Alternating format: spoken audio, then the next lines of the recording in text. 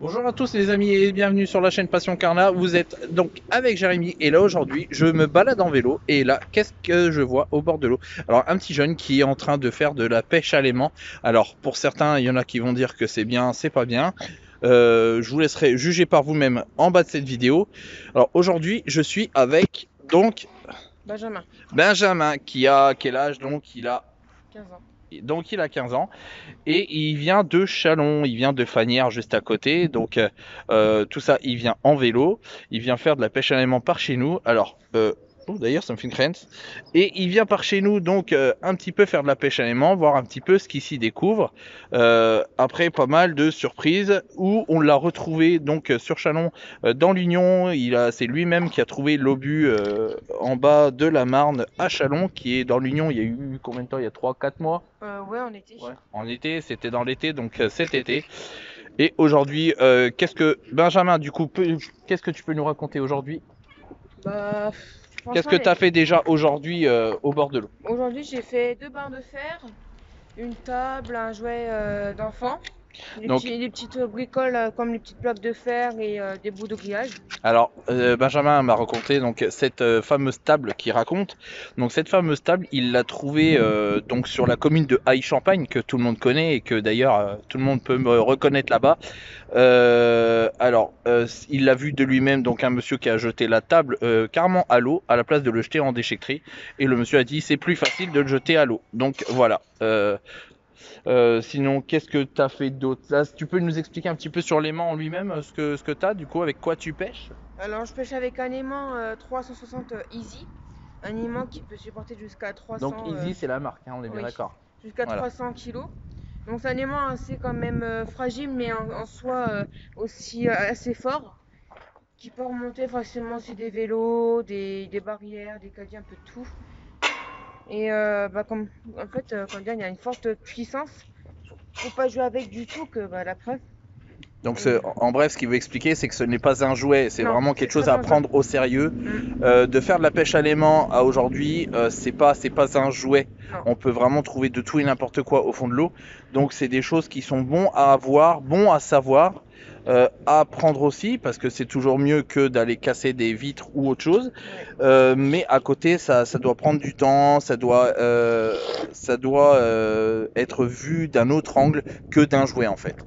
Alors, comment t'as connu la pêche à l'aimant en fait? Bah, c'est venu, on regardait des vidéos avec mon père sur YouTube de Chris Tech, un peu de Voilà. tout ça. Chris Detect qui est la référence sur YouTube, Voilà. du coup, qui fait pas mal de vidéos sur Marseille, dont il a remonté quand même pas mal de trottinettes Lemon Time. Ouais. Il en a ramassé plus de 150 si ma Ouais. mémoire est bonne. Donc Chris Detect qui est vraiment bien connu, vous allez directement sur YouTube, Chris Detect, c'est DETTECK je crois. Il me semble que c'est un truc comme ça, donc vous allez le voir par vous-même directement sur YouTube. Voilà. On regardait c'est des vidéos comme ça et tout. On s'est dit, bah, tiens, pourquoi pas essayer. On a commencé avec un aimant haut-parleur qu'on avait très vite laissé tomber, que c'était pas du tout une bonne mince, un bon aimant. Du coup, avec mon père, on a acheté un plus gros aimant, 400 kilos de puissance aimantable, un aimant Bulldog. Celui-là, on l'avait pendant un petit moment, mais on l'avait perdu après au fond de l'eau à cause d'un coffre-fort. Après, bon, du coup, on est repassé dans un plus gros aimant, 800 kilos de puissance aimantable. On a racheté un petit 400 pour moi aussi.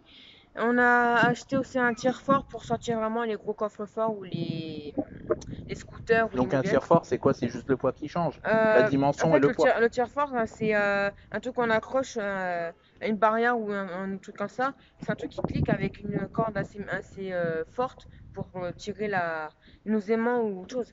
Que des fois, les scooters ou les mobilettes et tout sont bien au fond de l'eau et du coup, on a besoin de ça. Du coup, on sort ça et puis, comme ça tire une tonne en tout, bah, on peut facilement ressortir le scooter ou un Et, autre truc comme ça. et du coup, en termes de coût, combien ça te revient d'acheter un aimant, des choses comme ça? Bah, un aimant déjà 400 kilos, ça coûte 69 €.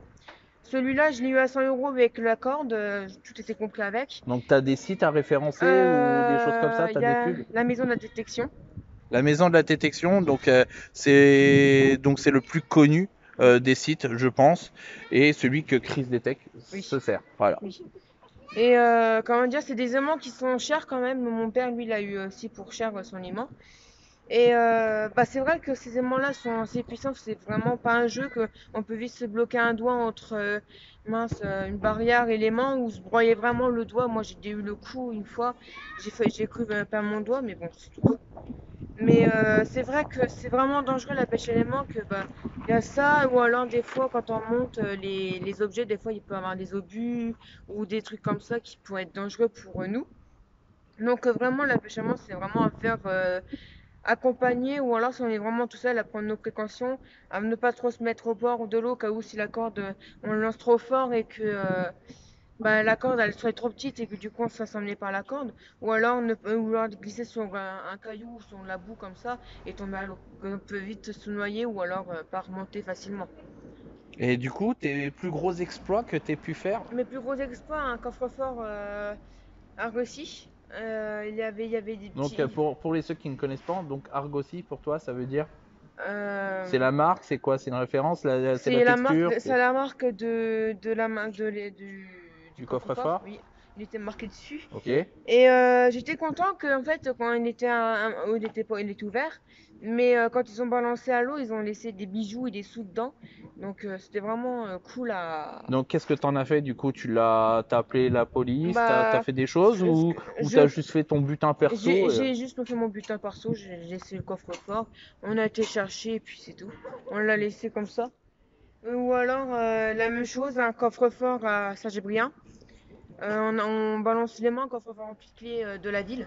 Mais vraiment rempli de clés. Il y avait les clés de la salle des fêtes, de la mairie. Il y avait toutes les clés qui pouvaient. Donc ces coffres-là, quand tu les as attrapés, du coup, ils étaient déjà ouverts ou c'était par code ou t'as Il pu y les a- ouvrir de toi-même Non, ou... il y en a beaucoup qui étaient pas mal ouverts. Bah, ils sont tous ouverts, de toute façon, les voleurs les ouvrent tous. Mais c'est vrai que même si des fois ils sont ouverts, il peut rester des choses dedans, comme des sous, des petits trucs comme ça, eux, ils en veulent pas et qui lancent avec. Et D'accord. ça nous est déjà arrivé à Russie, au pont, les voleurs, en fait, quand ils balançaient les coffres forts dans l'eau, des fois, les sous ou les bijoux restaient sur les rambardes de pont. Du coup, c'était facile à les attraper. Et à Russie, on a beaucoup retrouvé des bijoux, des coffres-forts et tout. C'est Donc vraiment. tu dis que tu as aussi retrouvé des voitures, des choses comme ça, Oui. jusqu'à des camions, des morceaux de châssis. euh, Tu as retrouvé des choses lourdes qui sont encore malheureusement dans l'eau ouais, parce que c'est impossible à remonter. parce que c'est impossible à remonter et Voilà. même si tu étais à 4 ou à 5, ce sera encore Mm. impossible à remonter puisque c'est carrément coincé dans l'eau Voilà. et sous la terre et tout ce qui est remué et vice versa. Mm. Voilà, donc eh ben, je te laisse si tu veux faire deux trois essais Mm. à l'aimant. Et puis comme ça, on pourra voir Benjamin. Alors pour les ceux qui ne connaissent pas l'aimant, eh ben, ouais, je pense qu'il a bien fait le tour. Il l'a bien, très bien décrit. Pour le reste, pour les autorisations, alors c'est vrai qu'il y en a il va y avoir beaucoup d'avis partagés. Il va y avoir beaucoup du pour. Il va y avoir aussi du contre. Moi, tout ce que je pourrais en tenir, c'est que malheureusement, on est sur une période où c'est assez difficile, où c'est que ce qu'on vit, eh ben, c'est très délicat, et que je pense que la pêche à l'aimant n'est pas une mauvaise chose. Moi-même, je l'ai fait pendant un moment. Après, c'est vrai que quand j'arrivais au bord de l'eau, j'étais plus à pêcher que à faire de l'aimant, donc je m'en suis séparé. Du coup, je vous laisse regarder Benjamin faire le petit essai donc de l'aimant. Après, s'il y a des personnes qui me disent qu'ils sont contre, eh ben, moi je ne suis pas du tout contre ces choses-là, qu'il y ait des mauvais commentaires, mais s'il y a derrière une suite, une description du problème, et moi j'en prendrai compte et pourquoi pas me mettre en contact avec Benjamin pour lui en tenir compte. Voilà. Du coup, je vous laisse regarder Benjamin sur la vidéo.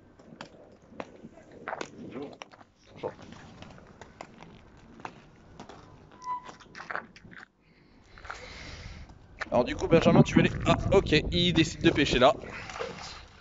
Alors c'est une technique, je pense qu'au bout de la journée, c'est un coup de fatigue. C'est quelque chose de dur, fatigant, donc je pense que les bras prennent cher à la fin de la journée. Ah oui. au début, quand j'ai commencé la pêche à l'aimant, il y a 2 ans de ça, les bras prenaient vraiment cher. J'avais mal au niveau des muscles et tout. Et c'est vrai qu'en temps en temps, j'ai réussi à me remuscler. Et du coup, maintenant, c'est vrai que j'ai toujours des Maintenant, c'est une petites douleurs. habitude. Voilà, j'ai toujours des petites douleurs qui viennent. Mais c'est moins qu'au début, quand on a commencé vraiment la pêche à l'aimant. Que D'accord. quand on a commencé la pêche à l'aimant au tout début, et bah, c'était des grosses choses. À Chalon, on en a remonté des scooters, des caddies, des trucs comme ça. Et c'est vrai que les bras, ils prenaient cher à la fin de la journée. Et bah, du coup, avec tout ça, bon, après, c'est une habitude. Hein, on savait très bien qu'on allait avoir des choses lourdes. Du coup, les bras, ils étaient habitués. Mais c'est vrai qu'au début, c'est rude. Hein. Au début, on n'a pas l'habitude à tout ça. Bon ben voilà les amis, vous avez pu voir un petit peu donc le détail de la pêche à l'aimant. Là, pour ma part, je suis à Dizy, donc sous le pont près du bateau rose. Vous avez pu voir donc Benjamin, 15 ans, qui fait de la pêche à l'aimant et qui, n'oubliez pas, de Chalon, donc il vient de Chalon pour faire de la pêche à l'aimant chez nous, du côté Ah, d'Épernay. Je trouve ça vraiment sympathique d'en parler. ah, j'en ai un. Donc dis-moi en commentaire ce que tu en as pensé. Si tu penses que c'est bien, et ben déjà un gros like. Et puis as-tu des chaînes du coup bah, pour l'instant Pour l'instant, j'en avais un, on mais va dire il est en pause, que du coup, bah, voilà, voilà. donc il a des chaînes, mais effectivement il préfère ne pas les diffuser pour éviter donc que ça répercute en fait et qu'il ait des mauvaises observations, de mauvaises choses, qu'il ait de mauvais retours. Donc il a bien raison, il fait son job, il fait son délire. Comme moi quand je vais à la pêche, quand il y en a qui font du vélo, quand il y en a qui se baladent, voilà, chacun son délire. Moi je trouve que c'est un très bon délire et il faut, je pense, aujourd'hui le féliciter plus que l'enterrer. Donc si t'en penses pas mieux, si t'en penses pas moins du moins, n'hésite pas à lui mettre un commentaire et puis on prendra contact, on essaiera de revoir Benjamin. Et apparemment j'ai appris que c'était un pêcheur aussi, donc pourquoi pas le voir avec nous lors de nos sorties. Donc Benjamin, je te laisse donc c'est ton petit dernier mot et puis bah du coup je vous laisserai à très bientôt. Déjà, j'ai trouvé un reste de tournevis plat, de ce qui reste vraiment. Et franchement, faites gaffe à vous si vous faites ça, que c'est vraiment très dangereux la pêche à l'aimant. Voilà, et ben ça c'était son mot de fin. Donc j'espère que cette petite vidéo t'a plu. Et ben n'hésite pas à mettre un gros like et pourquoi pas la partager. Alors évidemment, et ben c'est vrai que à l'heure actuelle la pêche à l'élément est interdit par chez nous a priori. Donc je ne le savais même pas moi-même qu'en Marne on était concerné aussi. Benjamin vient de me confirmer que c'était mort pour la Marne. Donc après, chacun fera son petit avis de son côté. Et puis bah moi je te retrouve très bientôt pour la vidéo de chaque semaine. Et je te souhaite une très bonne semaine à tous. Allez, salut les amis et à très bientôt.